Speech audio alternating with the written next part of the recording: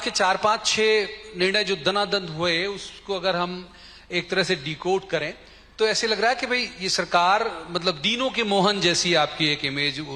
एक कलेक्टर आपने तत्काल हटा दिया, गुना में ट्रांसपोर्ट कमिश्नर से लेके पूरा अमला हटा दिया, फिर एक तहसीलदार जिन्होंने किसी गांव के व्यक्ति से अगर आप बदतमीजी से बात की थी तो हटा दिया।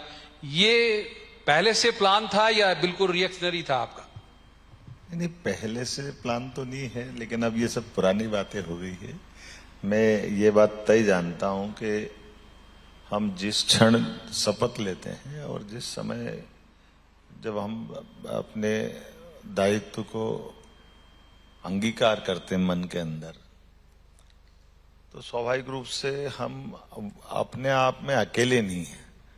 हम सबका प्रतिनिधित्व, सबका चेहरा बन जाते हैं और सरकार के साथ सरकार के उत्तरदायित्व को ग्रहण करने में हर मंत्री, मुख्यमंत्री, उनकी संवेदना सबसे अहम होना चाहिए। और वो संवेदना गरीब व्यक्ति की, असहाय व्यक्ति की, थोड़ा सा जिसको हम उसकी मासूमियत भी बोल सकते हैं, थोड़ी सी उसकी अपनी दायरे में वो जो हमसे अपेक्षा करता है, समर्थ तो चाहे जो करेगा, ऐसा सत्ताधीश ये मंजूर करेगा तो फिर भगवान कृष्ण के अनुयायी होने का क्या मतलब रह गया? भगवान कृष्ण को अनुयायी होने का मतलब है कि हम सब भगवान कृष्ण के जीवन काल के प्रारंभिक काल से देखते चले जाएं कि जलराशि है अथाह, कालिया नाग है बहुत विशाल, बहुत भीषण, और हम सब जानते हैं कि उसके बारे में तो शेषनाग से कल्पना करते थे जी। लेकिन जमुना जी की जल राशि पे उसने कब्जा कर लिया है और कब्जा करके वो अपना एकाधिकार मानता है।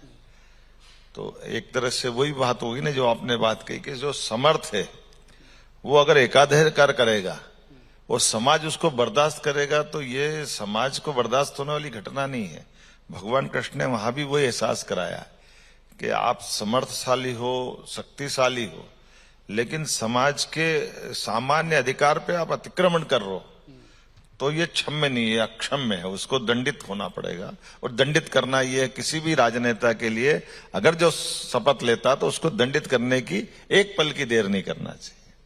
मैं कमोवेश ऐसे कई बातों पे बात कर सकते हैं, लेकिन मेरे मन में ये आता है कि अगर किसान है, ड्राइवर है, गरीब है, अब उसने अपनी कोई बात रखी होगी, उसकी अपनी स्टाइल होगी, जैसे वो समझता है, तो समझने में हमारे द्वारा रिएक्शन क्या आना चाहिए हमारी समझ के ऊपर निर्भर करता है।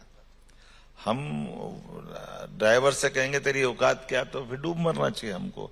हम कलेक्टर होगा, आईएएस होगा, इसका मतलब ये अधिकारी नहीं होगा कि उसकी औकात बताए।